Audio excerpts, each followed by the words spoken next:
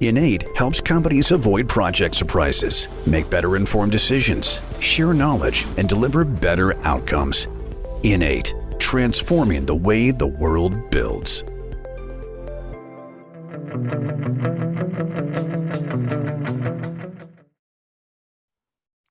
Hello, project people. Welcome back to a brand new episode of the Project Chatter podcast. It's always good to have you, and it's always good to have a full house with everyone on board. Dale, how are you, sir? Good to see you. Yeah, I'm good, thank you. Got to take some holiday now and again, can't be 24/7, 365, or can I? Perhaps I can. No, I saw you necking a beer. That's good. Well done. And Martin, how are you, sir? Yeah, good, thanks. Yeah, nice of Dale to turn up this week. Shots fired. We have missed him. We missed you. No, it's good to have you guys here on board, and for a good topic as well. So I'll introduce our guest, Adrian Pyne. Welcome to the podcast. How are you? Good this evening, or today, or this morning, or whenever. So that's it. Well, we're all in different countries. It's a bit of everything, but it's great to have you on the pod. And usually when we start these topics, because again, I think Dale said it before we press record, we try to ask the dumb questions first and get a baseline or a foundation of what we're really talking about, and then we can get all tricky. Agile, and in its purest form, I think it's been, and correct me if I'm wrong, bastardized. It's been used in probably more abusive ways than productive ways in many projects. And I certainly have had some personal experiences of Agile being not necessarily applied properly. First of all, what is Agile in a nice, succinct definition, and maybe some experiences you may have that are positive and negative of Agile? Okay. Agile, or I kind of just prefer to use the term agility, absolutely comes from, as far as I'm concerned, the Agile Manifesto. So that's 2001, a set of 4 values and a dozen principles that was always intended to for the software development world. And the people that came up with it never intended it at the time for any other purpose. But those principles and values have long since been adapted to other areas of work. For example, marketing, engineering, finance, construction even, and of course, the world of project management. And so what I started recognizing this about a dozen years ago, when actually I had a client who I'd worked for before, and they said, look, we're having some problems moving agility into projects and out of software development. And I went to have a look at it. So I started investigating, and I thought, okay, yeah, that's because you're trying to actually use software development approaches like Scrum to do the project management. And I said, why are you doing that? And they said, because another consultant said that we don't need project management anymore, we can just use Scrum. And so I kind of said, well, that's just stupid. They're not the same. And then when I started looking around, and I sort of discovered that I talked to some folk who are using agility in marketing, and they don't have that confusion, and agility in engineering, and they don't have confusion. That confusion, it only seems to be, or pretty much is only in the world where software development and projects get together, which of course is pretty common. And that you get this confusion. So I'm not going to go obviously through, and anyone can Google Agile Manifesto and look for themselves. Key to me is are a couple of phrases, a couple of words. One is sort of adaptability, and especially in the world of projects is the importance of being able to adapt how you're working, both to the project that you're running and also to the organizational landscape around that. Because all of us, I hope, kind of have a similar idea to myself, that projects are either succeed or fail, both because of what goes on inside that project and also what's happening in the organizational landscape around them, which can either help a project or very seriously hinder it. Unfortunately, it quite often is the latter. So, I mean, you know, there's a thing I've thrown out there. I don't know how any of you react to that, but that's a key kind of understanding, if you like, that I have about projects, and it's critical to making agility work. So does that sound reasonable as a contention, first of all? Absolutely. Absolutely. We love that. And I think as well, if anyone wants to Google the manifesto, that those principles are fantastic. I mean, they almost sound like, Dale says it's like common sense, which isn't that common. And, you know, you find that even for teamwork and collaboration, the kind of the premise behind those principles is really adaptable, and it makes sense everywhere. And it's content agnostic. So you don't really need to know what project you're delivering. It's like, hey, you need to be motivated, you need to work together, you need to be self-organizing. I think that's really, really great. The question is always not the what or the why, it's normally the how. Yeah. And where we go from this, I mean, we can go anywhere, and I'm sure Dale's got some questions and Martin, but I've always found the implementation, particularly in new organizations who haven't dealt with Agile before or not had Agile as part of their culture, it's been very, very difficult for them to kick it off. You know, from your background and maybe from the book, how do you get that kick off right or started? What's your views on that? Okay. Well, to get to that, I said I had a couple of sort of things that encapsulate sort of agility for me, and I said one was sort of adaptability, and you might say flexibility. They're very similar. And the other one is short phrase, just two words, just enough. And the fact is that, you know, never mind no great project manager or project professional, but no manager does more management than they need to. And that really is what agility gives you. You start from the premise of, we don't actually need to do more project management overhead than this project sitting inside this organization needs us to do. And, you know, great, you know, project professionals don't do more management than they need to.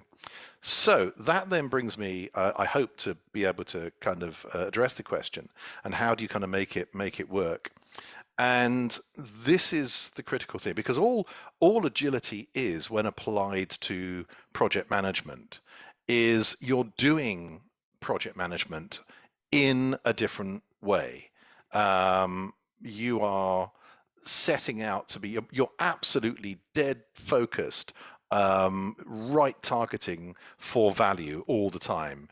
There's always the question that agile teams are asking, says, why are we doing this? And anything that they do, they're saying, are we doing the right thing to achieve the value that we're meant to? Now, that's always been there in projects. We do projects not to deliver stuff. We do projects to create value, whatever that value is. But with agility, the mindset there, and this is the big difference between agility and pretty much any other approach to project management. It's an absolute dead set focus on the creation and delivery of value. And the mindset thing brings me in the other kind of the 50% of what agility is as an approach, and that is it's behavioral. Now, when I started out, I mean, I'm 65. When I started out running projects in the 1980s, I was taught that projects were about delivering stuff, and we didn't bother about whether it was the right stuff or value or whatever. That wasn't the job. My job was to deliver stuff, time, cost, quality, all of that kind of thing. And also all of the best practice that was written down in prints and whatever methods around at the time were all mechanistic. So it was all, the quotes, the hard stuff, scheduling, risk management, financial controls, change control, that kind of stuff. It was only in the late 90s and early noughties that you really started having the realization that it's actually people that deliver projects or not. I mean, you can get a bit like Yoda, here says, "Oh, it's people," and it is. It's people who you can have the best schedule, the best processes, management processes, but if people basically don't behave as they need to for a project to be successful, or you're not getting the support from the organization around it, like you've got a sponsor who's completely unengaged with what you're doing, who's not clearing any of the organizational roadblocks that you need them to do, your project's on a hiding to nothing. So people are critical, and that's absolutely fundamental. It's 50% of what agility is. And that's also comes back to the organizational kind of thing, because with any project management approach, the four of us agreed that what goes on outside in the organizational landscape is as important as what goes on inside the project. For agility to work, it absolutely has to have a supportive organizational landscape that's going to allow for sufficient delegation of authority, that's going to provide the resources, that's going to trust project teams to go off and deliver, assuming you've got the right people, they're given the right guidance, they've got the good vision, etc., etc., etc. If you don't have that suitable organization culture, then agility cannot possibly work. I'll give you a positive and a negative example. The negative first, because I always like to finish on a high. Several years ago, I was asked, weirdly, at much the same time, by two banks. I said, well, we are looking to take agility. We're doing agility really well in our IT for software development, but we'd like to look at it for how, for our wider business. So I said, yeah. So the first thing I kind of tend to do is go in and do a quick and dirty organization cultural analysis. Big fan of Aviation and his organization culture sort of approach. It's been around for a long, long time now. I think it's totally valid still. And what I found was, in both cases, that they were highly centralized organizations. They were very unkeen to delegate much authority. They really were control freak organizations. Now, admittedly, this wasn't that long after some of the financial scandals of sort of 2008, 2009, 2010. So they were very risk averse to actually giving a lot of authority, especially in kind of the transformation space, where they were spending a great deal of money. I think Value mentioned digitalization, so that was coming in, but they were just not keen to sort of let loose the controls, as it were, and take the hands off the reins. So I just turned around and said, look, I would love to take lots and lots and lots of your money in consultancy fees, but you have a culture that's toxic to agility. Don't waste your money unless you are prepared to transform your culture, and that will take you 2 to 3, maybe 4 years. And they said, well, thank you very much. And sadly, they took my advice, and I didn't get the big bucks. But that was the right decision for them at the time. We might come back to that one, though, a little later. You mentioned in one of your APM presentations about 50% behaviors, and the other 50% was process. Has your view on that changed over time, say 10 years ago? No. And do you think it will be the same in 10 years' time? I don't see any reason why not. It pretty much applies for agility in the software development world. People I've talked to in engineering and marketing, they find it's much the same. I mean, whether it's 50%, 40%, or 60% is really neither here nor there. The key thing is that the behavioral, whether it's individual behaviors, team behaviors, organization culture, and resultant behaviors, is a critical part of agility for agility to be successful. And that is just so far different from anything else that I've kind of known throughout my career. I mean, yes, people like APM especially led on the recognition of the importance of things like leadership, communication, negotiation, persuasion, team building, in the late 90s and the noughties. APM Box 6 was a major change in that respect, and PMI came along a few years later with the similar recognition of all the people stuff. But but with agility, it's not a nice to have. It is what it is, how it works or doesn't. So no, I've not changed my mind on that one.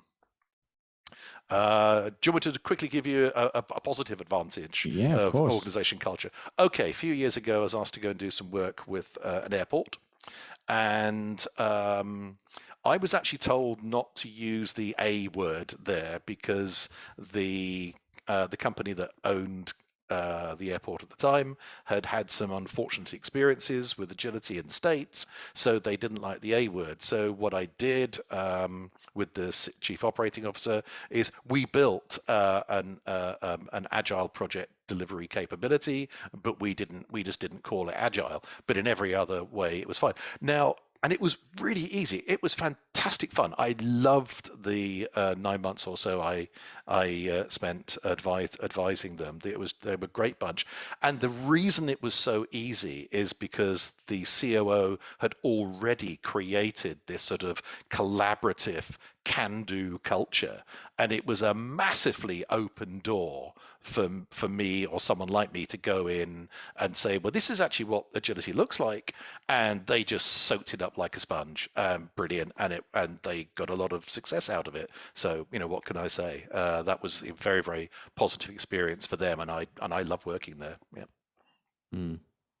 I had a question, and it was great to hear some of those examples as well, because it did cover off some of the things I was thinking. But the value of agile outside of IT, and particularly in construction and big infrastructure projects. And I agree with your points around methodologies. If the culture is toxic, then no methodology is really going to work. But if we talk about the clash of the titans, critical path method, which is loved and adored by all around. No, I'm just joking. But it is one of the main forces in the market that is still required by a lot of clients. And I'd say clients because I think they're the ones that set the rules. Where does Agile sit in terms of construction projects with the critical path method, as in these long, exhausting programs of work that want nth degree because it gives the client some level of certainty, although we know that's not true, and Agile, because we are finding now that there is a bit of a merge. We've seen some hybrids come out. I haven't seen a successful hybrid, by the way, but I have seen some. What's your view on that? Well, let me address the hybrid thing first of all, because I think hybrid is, I think it's a cul-de-sac, to be quite honest, because I come back to the whole point. Adaptability is one of the hallmarks of agility. So, and you mentioned critical path method and plans. When you adapt agility to project management, you adapt it to the whole of project management. So planning, scheduling is just one of those. And there's absolutely, to my mind, in taking the Agile Manifesto, and I do talk about this in the book. I got a chapter on sort of, shall we say, adapting agility to processes. So I talk about planning, and in a nutshell, you do the nature and type of plan and schedule that is suitable for that project, program, super program, or whatever. If critical path is what is appropriate for what you're doing, there's nothing wrong with that. Now, of course, you can then sort of adapt that in various ways and say, well, okay, well, we need to have a sort of critical path for this because this is a very, very long, this is an incredibly complicated piece of work. There are all sorts of expensive dependencies in here, and we absolutely need to be keeping track of them because of the complexity of it. And if we lose sight of something over here, then something over here is going to not only slip but also be really, really expensive. So you have to do that, and there's nothing wrong with that whatsoever. It's an example, I think, of where the agility in projects is different from agility in software development. There's an awful lot of, quotes, purists in software development that basically say, hey, you don't need to schedule and everything before you actually start. And in some areas of software, some examples of software development, that may well be true.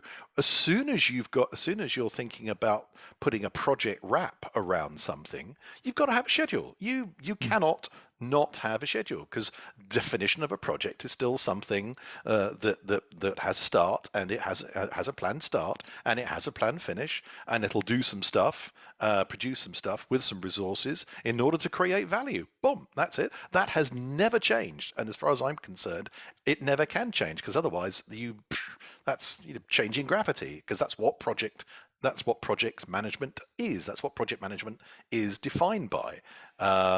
So it'd be like trying to say change gravity to make it into something else.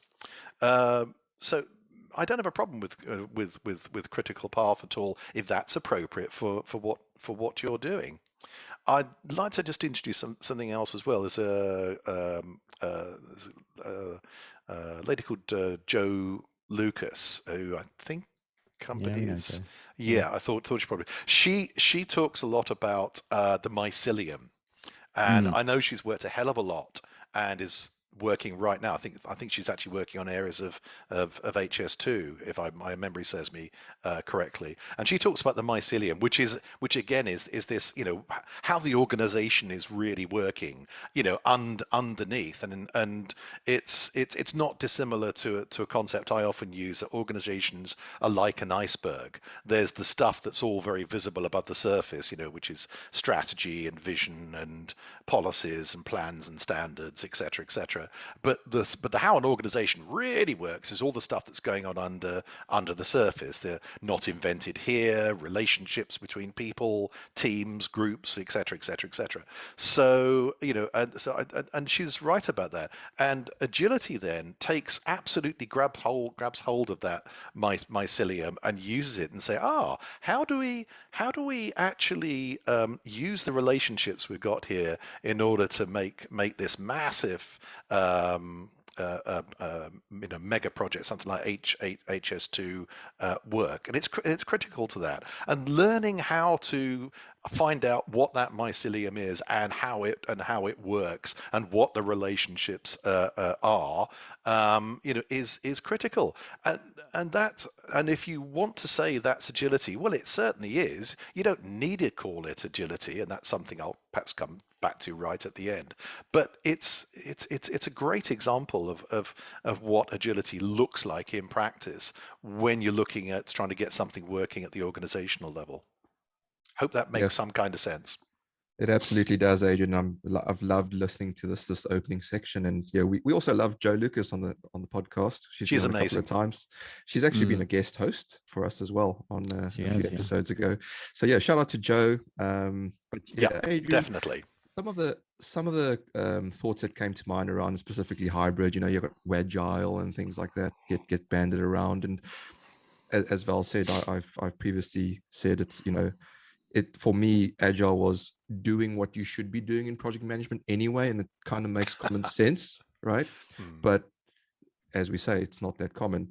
But having said what you said around mindset, behaviors, culture, and all of that, and you spoke briefly around you couldn't use the A word because they previously failed trying to implement it. What are some of the failures that you've encountered? So people out there looking to implement Agile in some way, shape, or form can go, don't do this, don't do that. Are there any telltale signs that you can give tips and advice on for those listening? Yeah, I'm actually going to nick a story because it's such a good story from. Do you know Professor Stephen Carver of Cranfield? I get one of the.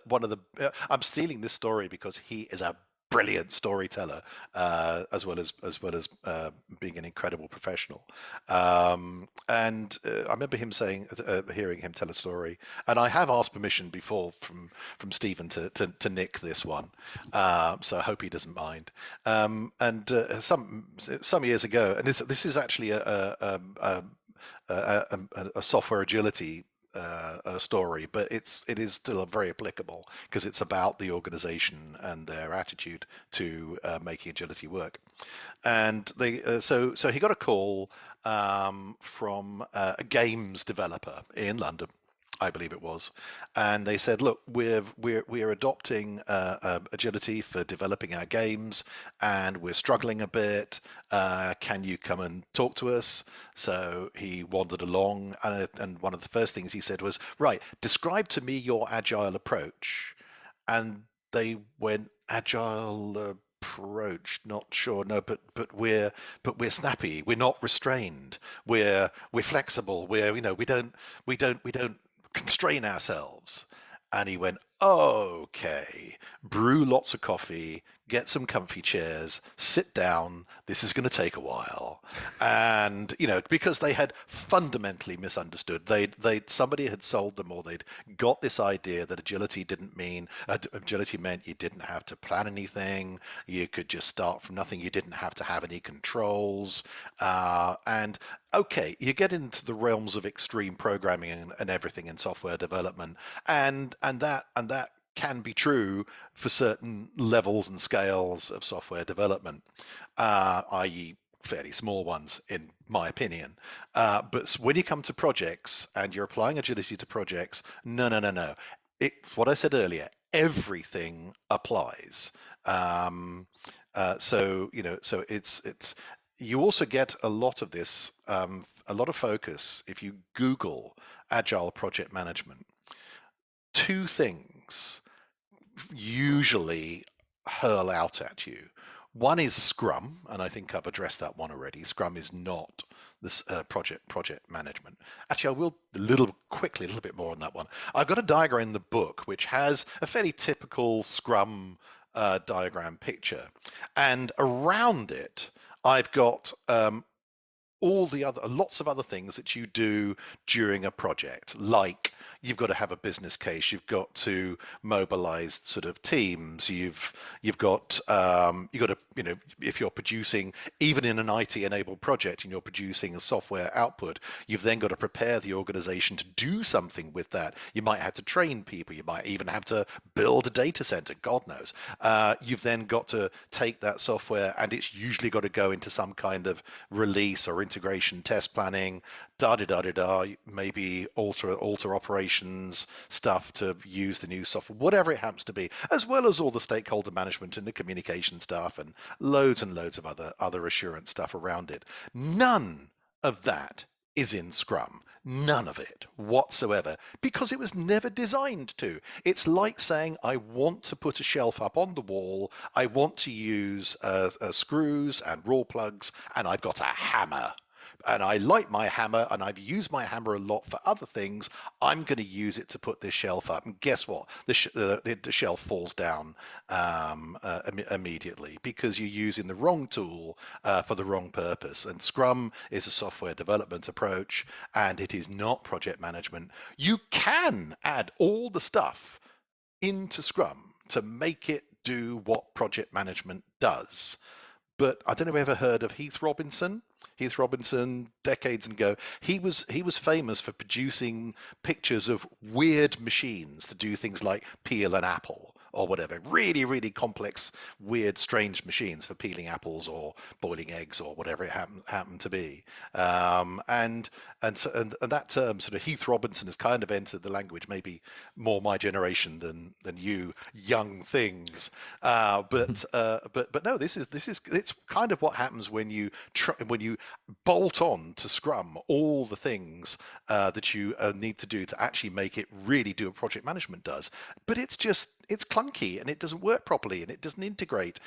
Why not just use something that's been evolving for decades to do the job, i.e. you use project management and adapt agility to it? It's way easier than the other way around. And now because I'm old and everything, I've completely forgotten why I then digressed. So you guys who are listening properly, will have to remind me. No, this is amazing, because we can go all over the show. We go down rabbit holes all the time on this show, Adrian. So it's all great. Look, I was really disappointed because I played in the front row rugby union, and I was like, "Oh, we're going to do a Scrum today," and I went there and I was like, "Oh, this is it." But no, tight head or loose head? Loose head. But we did. So Lucky when myself, Martin, and Val worked together, we did try and bring some of Scrum elements or Agile into our team environment, not necessarily to deliver the project, but could we use the things like getting together in a huddle? Could we use things like, having everyone talk about what they're doing rather than emails, rather than, potentially once a week? Could we do it more frequently? Could we consider what the risks were and the blockers and unblock those? So, and that improved communication. So, back to your point, is use the elements that do work rather than trying to take the whole and make it fit. But yeah, I don't necessarily figure the instruction there. I don't think that's necessarily taking something from Scrum. I think that's what that is doing, because Scrum is itself an adaptation of agility. You can just take agility and adapt it, and when you're adapting it to project management and how you're going to run a project or a program, one of the things you should be doing is thinking, how do we actually need to work as a team? And I can actually give you a quick example of something that I did. I spent 13 years working for British Telecom, BT, first of all in software development and then in their engineering division. And then I went freelance in the mid-90s, and the very first program that I was asked to go and run, one of the things I actually had to do for this was actually set up a program office where we would physically locate. And they had lots of nice meeting rooms all around this nice big space. And I thought, well, what happens in meeting rooms? You go and sit down for a 10-minute chat, and you're there 2 hours later.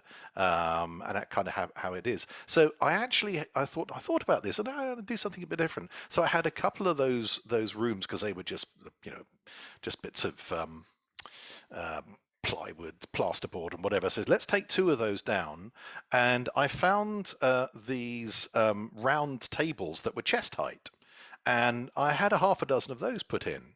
And I said, look, if you just want a quick 10-minute get together, grab a cup of coffee or whatever, and the 3 or 4 people you need, and go and huddle around one of these, have your meeting, 10 minutes and away. Now, that wasn't a daily roundup or anything, but because it could happen at absolutely any time on any day. But they love that. And in fact, quite irritatingly, several years later, I met at a conference my client, and he said to me, "Do you remember those tables?" And I thought, I spent 2 years of my life delivering this 400 million quid program, and all you can remember is the flipping tables. But just that one thing was just amazingly, and the team loved them. They thought it was absolutely great. So it's a question of adapting how you're going to work. That's not a lesson from Scrum as such. It's actually saying how to, it is being agile. Absolutely. And I think it comes back to the original comments about, you doing what we should be doing, common sense. But anyway, I think we had tables as well, that height fell, Martin. So yeah, maybe we remember the tables as well. It brings stealing my ideas. How dare you? Yeah, exactly. It brings an interesting thought into my head, at least around you mentioned doing project management, doing agile, potentially bringing the elements together. Training. Are we well enough trained and equipped in project management, in agile, in the various methodologies? Do we have this tool belt or toolkit that Val always mentions to go to and say, this is the playbook for this scenario? I mean, one of the reasons we do the podcast is to share insight from everyone so that people can improve on their playbook and options that they have. But I don't know of any real formal training that goes, this is what you could do given these various scenarios. It's all sort of bland and context free and going, this is project management, this is agile. And do we really truly know how to implement it for the right situation? I've got to state my bias and pin my flags to the mark, because one of the reasons I wrote this book, and it's one of the things I'm talking to some companies about at the moment, is as the basis of a new certification. And I've written the book to really say, this is actually what agility looks like out there in the real world when you apply it to project management folks. This is how you make it work. And my personal view is, I don't think that the major certifications that are out there really do that. And also, again, it's personal opinion, I think they're still rather too tied into IT-enabled projects. So, and again, that's what I wanted to do. That's why the book's called Agile Beyond IT, because I really wanted to get people thinking about what agility looks like when applied to the to project management, not what agile IT projects look like, because that just keeps people being confused about, is there a difference between agile software development and agile project management, which an awful lot of people still want to sell that no, there is no difference, and you don't need project management. Use Scrum, use Safe, use whatever, and that's just, you just end up making hugely expensive mistakes if you do that. So I think the certifications out there at the moment are very, very good for what they do. I don't think they do enough if you're not working in IT. So, I mean, I've got an example of an agile engineering program in the book, believe it or not. Sorry, agile nuclear engineering program in the book. Nuclear engineering with agility? Are you mad? You'll have to read the book. I'm not going to tell you about it. So, but yeah, it's there. And the other thing is that I don't think they express anything like enough the organizational aspect of it. It is very much focused on what's going on inside projects and programs, even portfolios. Even portfolio management is more about looking down than it is looking up and out into the organization. A lot of it, which is a bit of a shame. Yeah, absolutely. It is a shame indeed. Look, we want to bring in Machine Gun Martin here as well. So Martin, over to you. Can't live up to that reputation. He's been getting twitchier and twitchier. Think, I want to get in. I want to get in. Okay, go for it. I think I was looking at what that what word was it? Joe Lucas's mycelium. It took about 5 minutes. So, if we talk about value, you mentioned value is key to the delivery of agile projects. When can a change start to damage the value? And when, as a consultant, what are the warning signs that you look for when things may start to go wrong? The simple answer is that something I've tended to do anyway on sort of projects and programs is maintain a sort of an audit trail, so that right from business case you're tracing it through, saying, okay, it's almost kind of top down. Here's the business case. This is what this is how we define the benefits. The benefits have got to be linked to some capabilities that the project will deliver. Those capabilities consist of a number of outcomes. I'm kind of using APM terminology here, but hoping it's clear. And those outcomes are then made up of all sorts of bits and pieces, so the outputs and everything. So if when you're in the middle of in the delivery of a bunch of outputs, and along comes someone and says, hey, I've got this change to do, what you should be able to do, if you're working fairly smartly, in other words working with agility, is to be able to plot the impact of that change and say, well, actually, is that a change that's going to enhance the value of the project, or is it going to do something?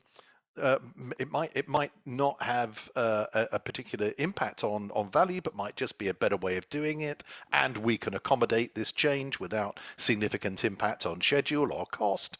So if the user says, I want this green instead of blue, and it's not going to cost any more, and it's not going to take any more time, why wouldn't you give them the green one instead of the blue one? That's just fine. The challenge comes when someone says, I've got a change I want to do, and it doesn't fit with the playbook. It doesn't match into the value. And then someone's challenging whether or not the project is actually going along, at least in part, on the right course, or whether there's something different it should be doing. And that's a perennial change management or change control issue. It's not limited to agility. Again, it's a difference between agility in the project space and in the software development space, where the Agile Manifesto says you should embrace change. To me, I don't have a problem with that. In the project space, yes, you should embrace change, but only if it enhances, at least enhances, or at least does not damage the value or indeed the parameters of the project. And also, you really shouldn't be able to take, a single change and say, oh, we're gonna potentially move the whole project into a different sphere just because of this one of an individual change. Now, of course, something really, really big might just come along. But to be quite honest, that's usually not going to manifest itself initially just as someone slipping in a change request. It's going to be, look, something has happened, say out there in the business environment, out there in the organization, to say, look, we don't think this project is actually doing what we need to do anymore. And that normally starts as conversations. And then people say, okay, that's fine. We might need to review the viability of the project. Let the project run on for the moment. Or if it really is a big thing out there, like I had one, we ended up cancelling the project. It was business to business, a B2B e-commerce program, and we delivered the first phase of capability, and it was put in place. It was about lease finance, and it was doing really, really well. We started the second phase, and I came in one morning, and there'd been some conversations over the weekend with the parent company in America, and they'd had a strategic. They'd basically sold the European business. And we were being sold, kind of our bit was being sold with it, but the new owners said, well, actually, we've already got a program that's doing this. We don't need you guys. So we then had to go through the formality of closing everything down and everything else. So that's quite an extreme example, but that was a major strategic change that the company had made there out there in the business environment, and it had a massive impact. But that didn't start with the change request coming in. That was starting with all sorts of conversations leading to the conclusion that the project should be cancelled. So I'd be very skeptical if someone puts in a change request which has a significant impact on the direction and value of a project. That shouldn't normally happen like that. And I'd be because I'd actually be very suspicious of that, because that means someone's trying to slip something in through the back door instead of actually, that kind of conversation should be starting up there, not down in the coalface. So how many people would be reviewing that change? Say person A comes along with a change request, use your £400 million project as an example, if you like. How many people are in that change review and understanding the value of change? Like, is it just in the PM's head? Do you need more people in the room? Well, again, it depends. I'll give you an example. Again, this is way before I got involved in, shall we say, specifically looking at agility. But this was a massive, again, banking transformation program 20 odd years ago, and the users were being allowed to kind of get away with sort of murder on change control, and the IT project manager was spending about 40-50% of their time every month managing through, and indeed in being involved in reviewing change requests. And that was just mad, because they should have been controlling, leading the project. So so what we actually did is we introduced a sort of a two-stage thing where there was initial triage. Well, we did three. First of all, we actually introduced some criteria. We actually said to users, look, you can't just come up with an idea, whack it down on a bit of paper and send it through and expect us to take it seriously. You have to give some justification up front about, why we want to, it's not, I'd like to do this. No. What benefit is it going to, why should we give some justification? So it had to pass that triage. If it passed that triage, the next thing, if it passed that shall we say, quality entry criteria, which was just a quick thing. It was, we had somebody in the PMO having a quick look through, saying yes, there is a justification of this. Let's pass it through. Then it went to an initial triage, which basically said, look, is this going to fly, or are we going to throw it back? And about 80% got thrown back, which therefore meant that a far fewer went through to full change control, and that meant that the project manager was spending not much time each month involved in change control, and so, if you like, that's another example of an agile way of working. You're adapting the change control to the needs of that project. So I'm not entirely sure that directly answers your question, but it's a better answer than I wanted to give. So. No, it does. I was just interested. I've not had a huge amount of experience on Agile, so hence the question. My other question, again linked to value, is how often is that value reviewed with the business? So you kind of said there, if I'm interpreting it right, the PM is almost judge and jury on a lot of these change requests. Is it enhancing the value? But how often do you kind of sit and look back at, are we adding value here? Are we enhancing it? Are we delivering? If we're talking about an agile culture where the project has been given the authorities, had the authority delegated to it to actually deal with change, still within a scope. It's not, hey, we've got a £5 million project here and we've got a change request comes in that's going to double the cost of the project. No. That one's not going to go through on the nod from a project manager. That one's going to go up the chain of command.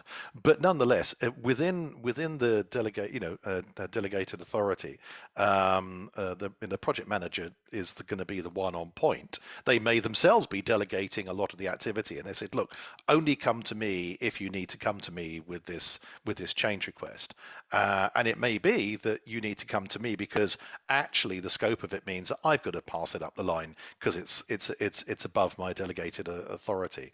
So again, there's no real change there from anything else. It's just kind of perhaps one difference with agility is you with a project that being done agile, you're trying to delegate as much authority to that project as possible, even if, and I can give an example of a retail transformation program that I was involved in mobilizing, that the supermarket was staggeringly brave. This was the biggest transformation program they'd ever done, and they decided to enable it to be done managed agile.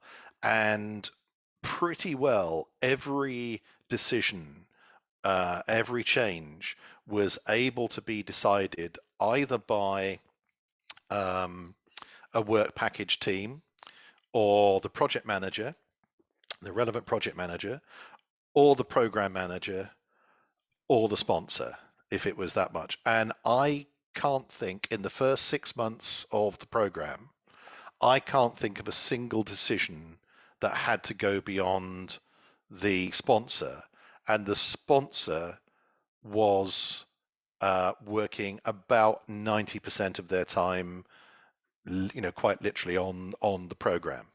They were told this is, it was almost the ideal scenario. It says, this is such an important thing. We are putting an executive level person in charge of this pretty much day to day for the next 2 years. And that was it. And that person didn't mind, because if they were successful, again, this was the biggest transformation that supermarket had ever done. It was not going to do their career any harm at all, and it didn't. Quite the reverse. So, there we go. Hope that answers. No, it does. It does. And I've got one more from me. I think if we're summating this, or at least getting a summary as we end to the kind of edge to the closer end of the pod around solving. So I'm trying to always explain different ways of working with different clients. Working in consulting, that's what we do. We tend to work with people more than projects, which is what you were mentioning before, as well as about the people. What is agility trying to solve? If we were trying to succinct that, because that has been a question that I've received. What's your answer to that? it's just, well, what it's trying to solve is the decades-long situation which has not changed, where 40 to 60% of projects fail.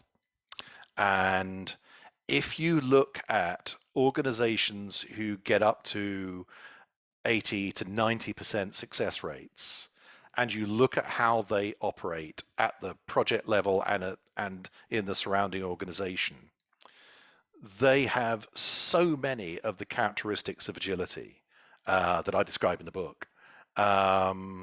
So you can turn that around. And this was kind of my big realization moment, probably about 10 years or so ago, is there is nothing particularly special about agility. It is another approach which some organizations really shouldn't try to use for the cultural reasons I've talked about.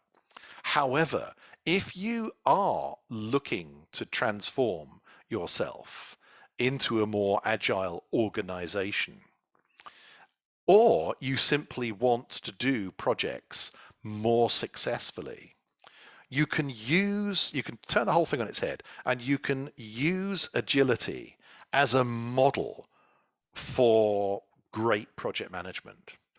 And you said at the beginning that we'd get towards the end and we'd sort of talk about some takeaways. Now, I've done loads and loads of lectures and speaking and things on agility. And usually at some point, somebody puts a hand up and says, "Aren't you just talking about good project management?" And I smile and say, "Yes, of course." And it comes back to my early point. Great project professionals are agile, or exhibit agile behaviors without realizing it. They're agile to their very boots. So again, why not use agility as a model for building a fantastic project delivery capability? Mm. Yeah, that's a good point. You raised something else around project success. Is there then a correlation between the success of the project and implying or implementing Agile? Do you know if there's any stats? Because one of the hard things is getting statistics on what are the variables around delivery of successful projects and the outcomes. Are we finding that? Yeah.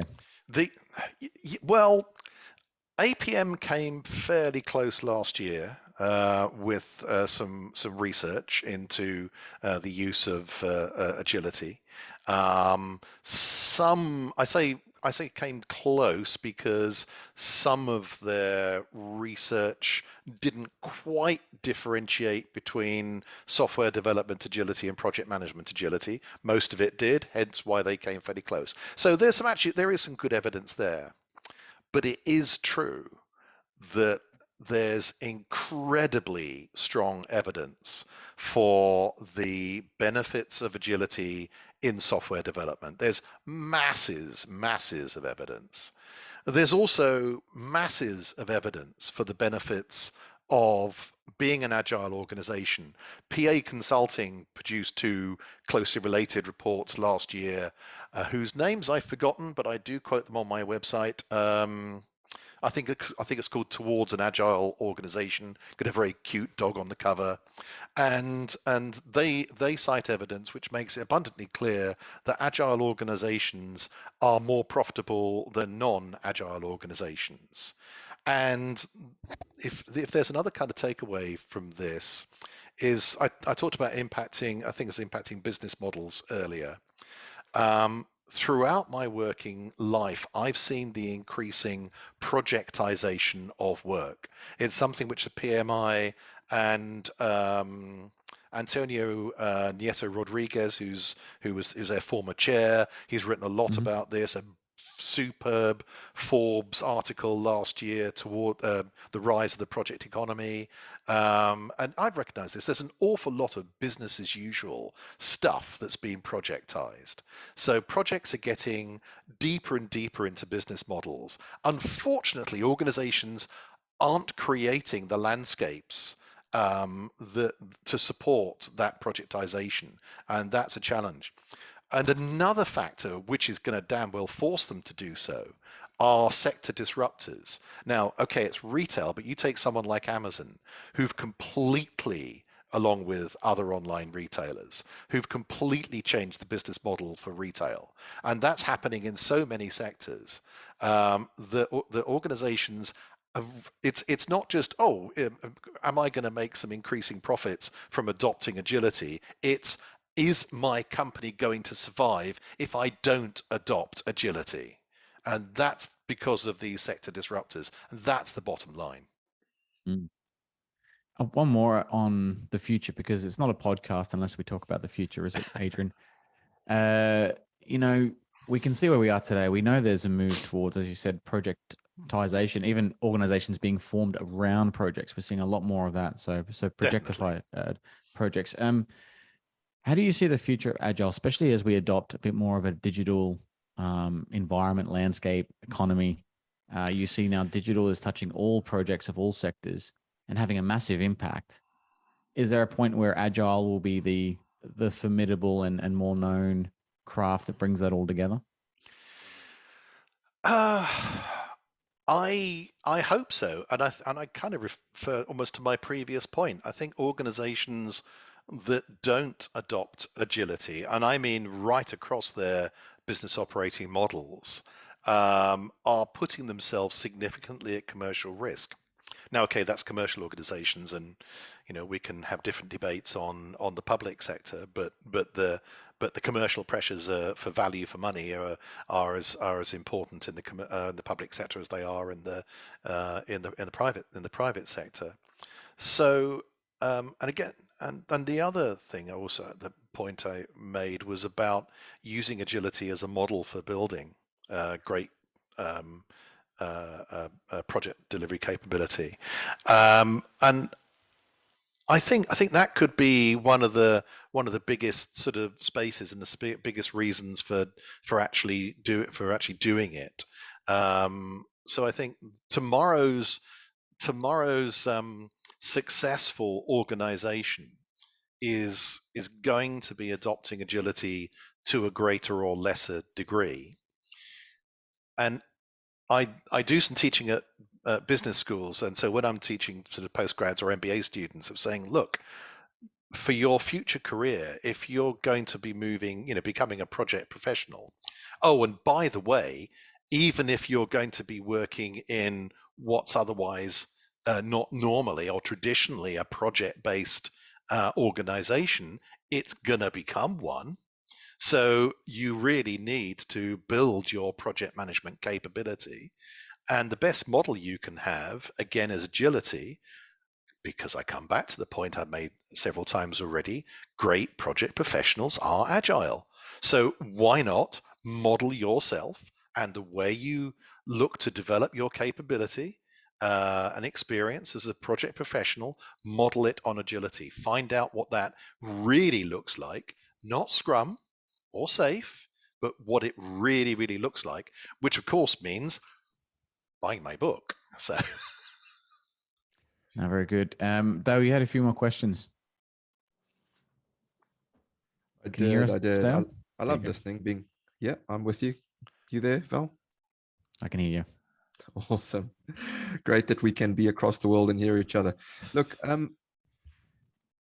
in terms of success rates, the thing that popped into my mind is, well, how much of it is that we're just not setting the correct success criteria up front?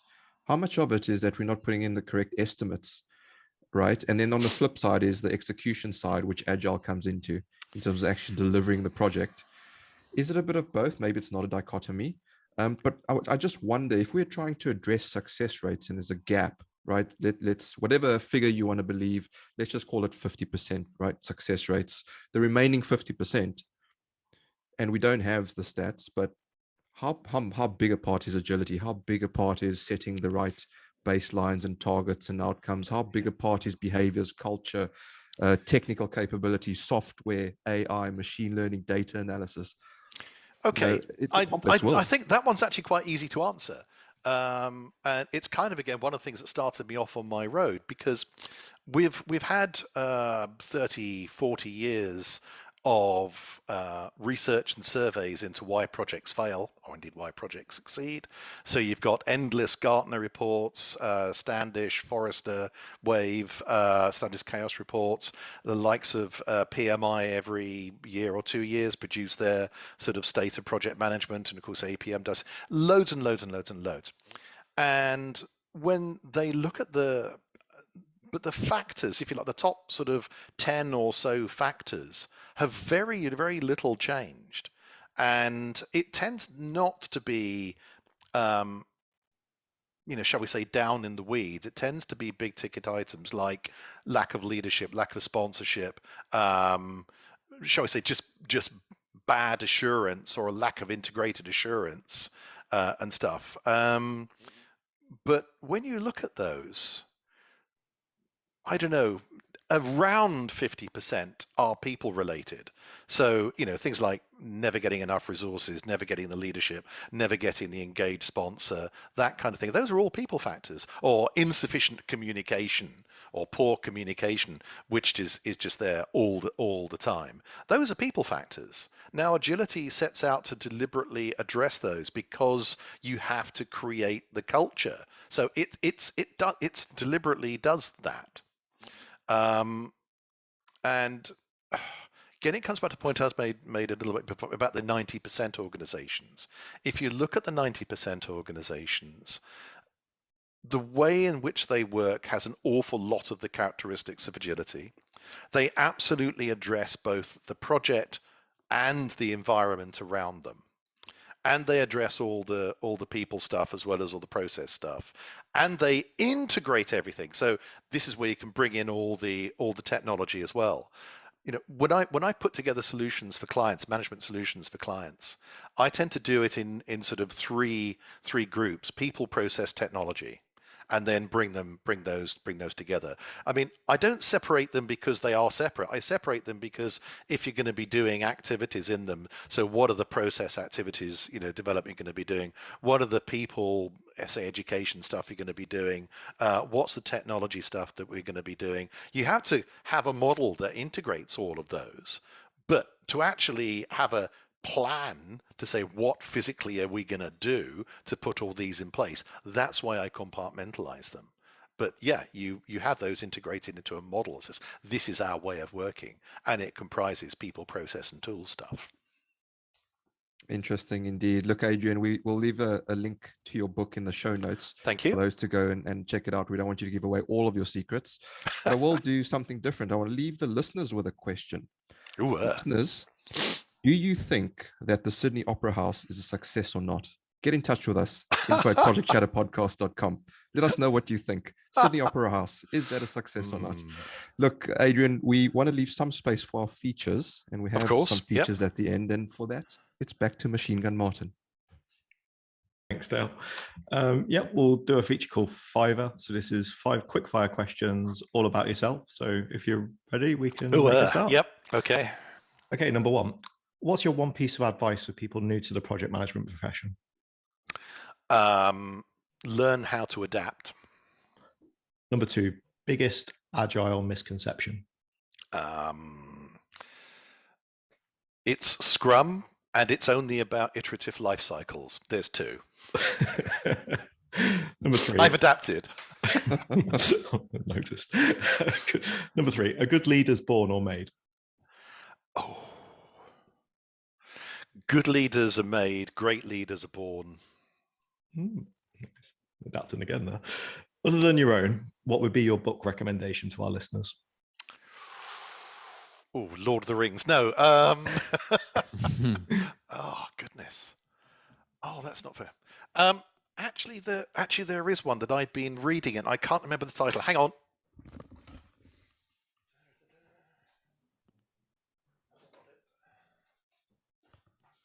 Andy's off. We'll get him back. I hope so. It literally is bedside reading, so it's in my bedroom.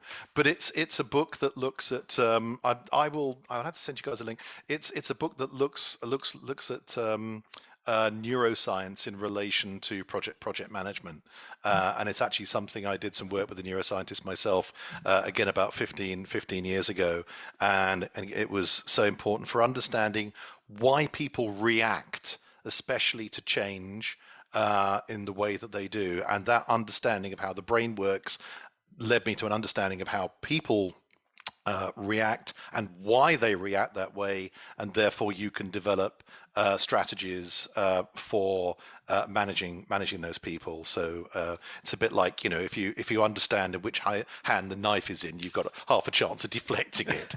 Oh, what a weird analogy. Okay. Next. Yeah, great. Who is this strange person? Yes. Send us a link when you find it. Sounds I will. Interesting. Yes. Last one. If you had your time again, would you go straight into project management, engineering, academia, another? I love projects. No, I fell into project management, to be quite honest. But no, I wouldn't change. I wouldn't change any experience I've had, even the bad ones, because you learn. Absolutely. Thanks a lot. Which is also agile. Absolutely. We should all be doing agile behaviors all the time in life, not just in projects. You guys probably are. Hopefully we are. Hopefully we're making you proud, Adrian. But look, it's been a pleasure to have you on the podcast, and I know we slightly overdue having you, so thank you for your time. But before we let you go, are there any final thoughts you want to leave our listeners with? Just learn the difference between project management agility and software agility. They're both agility, but they're not the same. Great takeaway. Thanks very much for that, Val. Any final thoughts? No, but I think I'm going to use agility more than agile from now on. I think that's a good point. It's a far more appropriate way of describing it, and it's certainly more behavioral. So I appreciate your time, Adrian. Thanks for coming on the show. Huge pleasure. Thank you so much for having me. And you can edit this down to 2 minutes of useful stuff, so that'd be fine. Adrian, the pleasure is definitely all of ours. So thank you so much for your time. And folks, there you have it. Another amazing podcast. And that is all the time we have. But remember, before you go, if you like what you've heard, please do help us pay it forward by sharing a link to this episode on your favorite social media. A massive thank you once again to our guest, Adrian Pyne. And thank you all for listening. Till next time, we say stay safe, be disruptive, and have fun doing it. From me, Val, and Martin, it's bye for now.